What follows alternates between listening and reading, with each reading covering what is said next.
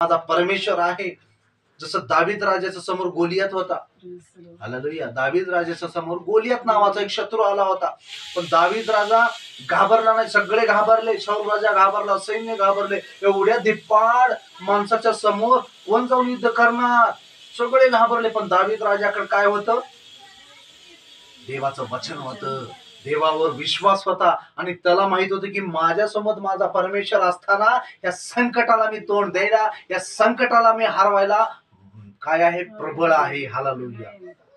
आणि दावीद राजाने काय केलेलं आहे? त्या संकटाला न घाबरता देवाचं नाव घेऊन गुल्लेरनं एक खडा सोडला, आणि तो गोलियात जाग्यावर त्याचा कपाळ फुटून तो दगड मध्ये गेलेला, आणि तो जाग्यावर धिपाड तो राक्षस पडलेला आहे. हालेलुया. देव आपल्याला का शिकवतो की संकटाला घाबरून लपून पांघरून घेऊन घरात बसू नका. संकटासोबत पापासोबत लढायला शिकायचं की मी पाप करणार नाही, माझा परमेश्वर माझ्या सोबत आहे. देवाचं वचन आणि माझ्या प्रभूचा आत्मा माझ्या अंतःकरणात आहे, म्हणून मी संकटासोबत वादळासोबत लढणार. हालेलुया.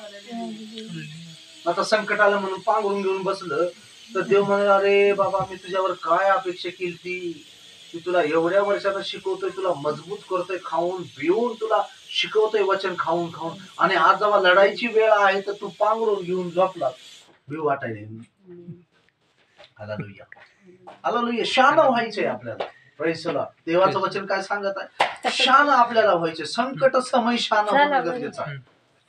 कसं व्हायचं? संकटामध्ये आपल्याला संकटाच्या अगोदर नाही, संकट समयी. संकट तर येणार आहे, त्रास तर येणार आहेत, वेदना येणारच आहेत.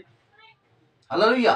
म्हणून आपल्याला काय, ह्या वादळाला तोंड देण्याचं असेल. जसं दावीद राजाच्या समोर मोठं संकट आलं, शाऊल राजा एवढा मोठा असताना युद्ध करणारा, तो सुद्धा त्याचं शरीर बघून घाबरला. म्हणला ह्याच्यासोबत मी तर लढू शकत नाही. पण एवढूसा ठेंगणा दावीद राजा, तेवढ्या किती फूट होता गोलियत? 7 फूट म्हणा या किती असत, एवढा धिप्पाड. हालेलुया. एवढ्या धिप्पाड व्यक्तीच्या समोर जाणं कधी युद्ध केलं नाही, पण आपल्या आपल्या पद्धतीनं दगड घेतला आणि गुल्लेर मधून असा मारला की त्याचा कपाळ फुटून बाजूला बाहेरून निघाला दगड. हालेलुया. तो घाबरला का? कारण तू म्हणला माझ्या परमेश्वराला तू नाव ठेवतोस, माझ्या देवाला नाव ठेवतोस. सगळे आज हे घाबरले असतील, पण मी तुला घाबरणार नाही. मी तुझ्यासोबत लढायला तयार आहे, कारण माझा परमेश्वर माझ्यासोबत आहे. आपण आपल्या जीवनामध्ये 2025 मध्ये संकट आले तरी बी दावीद राजासारखं मजबूत उभं राहायचं. म्हणायचं नाही पांघरून घेतो तुम्ही नीट करा आम्हाला, नाही नाही म्हणायचं.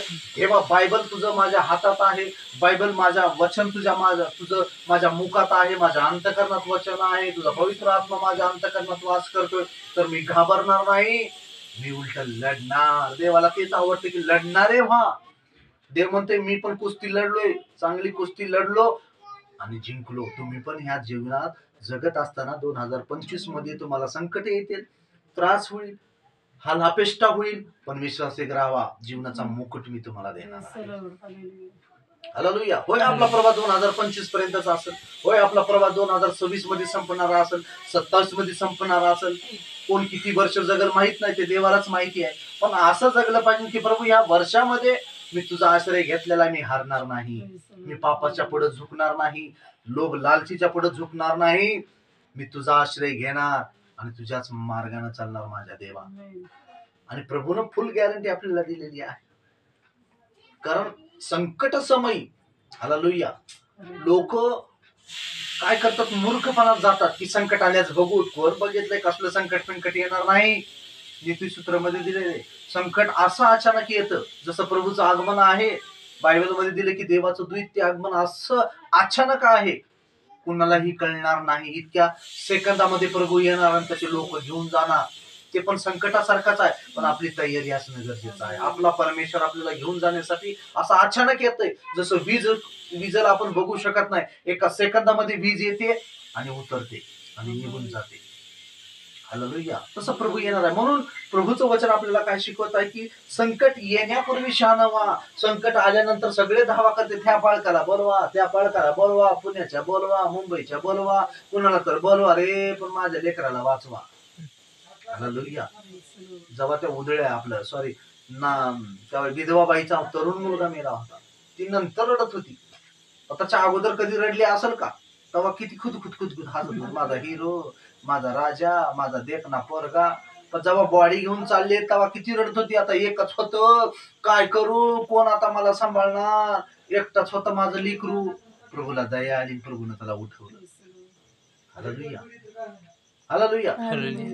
म्हणजे काही लोक असे आहेत की त्याला वाटतं की संकट आमच्यावर येणार नाही आणि पुन्हा रडत बसणार, म्हणून ते मूर्खामध्ये गणलं जाते असे रडणारे. म्हणून प्रभू म्हणतो जेव्हा जिवंत आहे तेव्हाच रडा. यरुशलेमच्या कन्याला प्रभू म्हणला, मला मारते ह्याचं दुःख तुम्ही करून रडू नका माझ्यासाठी, तुम्ही तुमच्यासाठी रडा, तुमच्या लेकरा बाळासाठी रडा, की पुढं काळ कठीण येणार आहे, तणावाचा येणार आहे, त्रासाचा येणार आहे, हालापिष्टीचा येणार आहे.